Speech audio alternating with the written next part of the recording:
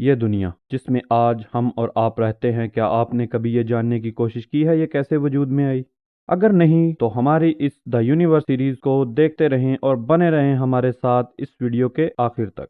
तो चलिए आज हम the theory of big bang को एक्सप्लेन करते हैं। तो ये बात है आज से 13.8 बिलियन साल पहले की, जिस वक्त ना तो कोई टाइम था ना हरारत, बस था तो सिर्फ ये एक पॉइंट, ये एक नुक्ता जिसके अंदर बेपनाह एनर्जी मौजूद थी। इस एनर्जी की वजह से एक बहुत बड़ा धमाका हुआ और इसी धमाके की वजह से आज हमारी ये जमीन, सूरज, चांद, सितारे, सैयारे और बाकी तमाम प्लैनेट्स वजूद में आए। और इसी धमाके को आज हम द बिग बैंग कहते हैं। बट यहाँ पर एक अहम सोचने वाली बात आती है कि आखिर साइंसदानों को इस बात का इल्म कैसे हुआ कि आज से एग्जैक्ट 13.8 बिलियन साल पहले क्या हुआ था, क्योंकि हमारे पास ऐसी कोई टेक्नोलॉजी मौजूद नहीं है जिससे हम पास्ट में जाकर ये देख सकें कि 13.8 बिलियन साल पहले क्या हुआ था। तो गाइज ये बात है 20वीं सदी की, जिसमें एक American astronomer Edwin Paul Hubble ने एक टेलीस्कोप इन्वेंट किया जिसका नाम हबल टेलीस्कोप रखा गया। ये उस वक्त की सबसे पावरफुल टेलीस्कोप थी और ये आज भी यूज होती है।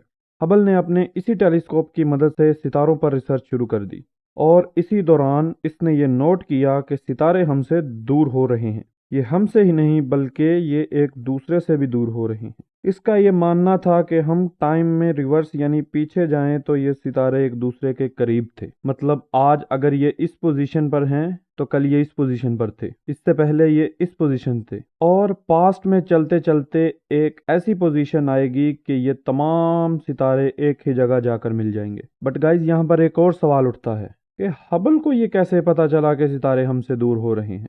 तो इसका जवाब है डॉपलर इफेक्ट। अब आप ये सोच रहे होंगे पता नहीं यार ये डॉपलर इफेक्ट क्या चीज है। तो गाइज डॉपलर इफेक्ट दरअसल एक क्रिस्टीन एंडर्स डॉपलर नामी साइंसदान ने इसको डिजाइन किया था। इसकी मिसाल ऐसे है कि जैसे एक रोशनी जो हम तक पहुंच रही है, और आप सब लोग जानते हैं कि हर रोशनी की एक वेवलेंथ होती है। मिसाल के तौर पर हमारे पास ये दो ऑब्जेक्ट ए और ऑब्जेक्ट बी हैं, और ये दोनों ऑब्जेक्ट साकन हैं, और ये है रोशनी। अगर ये रोशनी ऑब्जेक्ट ए की तरफ जाती है तो इसकी वेवलेंथ ज्यादा होगी और इसकी फ्रीक्वेंसी कम होगी, और इसे हम रेड शिफ्ट कहेंगे।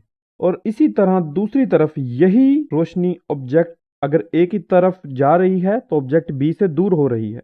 तो जाहिर है अगर ये ऑब्जेक्ट बी से दूर हो रही है तो इसकी जो वेवलेंथ है वो कम होगी और इसकी फ्रीक्वेंसी ज्यादा होगी, तो इसको हम ब्लू शिफ्ट कहेंगे। तो गाइज इसी का नाम डॉपलर इफेक्ट है। तो अब हम चलते हैं वापस उसी पॉइंट पर कि हबल ने ये कैसे किया। हबल ने सबसे पहले एक सितारे पर, फिर दूसरे पर, तीसरे पर, इसी तरह 50 सितारों पर और 100 पर मुशाहदा करना शुरू कर दिया।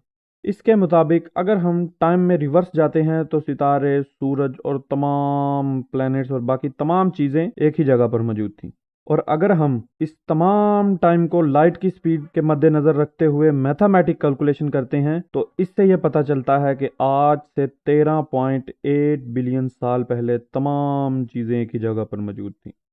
और इसी को आज हम द बिग बैंग थ्योरी कहते हैं। इसका एक और साइंटिफिक प्रूफ भी है जो कि कॉस्मिक माइक्रोवेव बैकग्राउंड रेडिएशन यानी CMBR है। गाइज बिग बैंग के 13 मिलियन यानी 3 करोड़ साल बाद हमारी पहली गैलेक्सी बननी स्टार्ट हुई, और साइंसदान आज इस तक पहुंच चुके हैं जिसका साइंटिफिक प्रूफ CMBR है। तो इंशाल्लाह CMBR को हम अपनी नेक्स्ट वीडियो में कवर करेंगे। इसी तरह की मज़ीद इंफॉर्मेटिव वीडियो देखने के लिए हमारे चैनल को सब्सक्राइब करें और साथ लगे बेल आइकन को दबा दें ताकि इस तरह की इंफॉर्मेटिव वीडियो सबसे पहले आप तक पहुंच सके।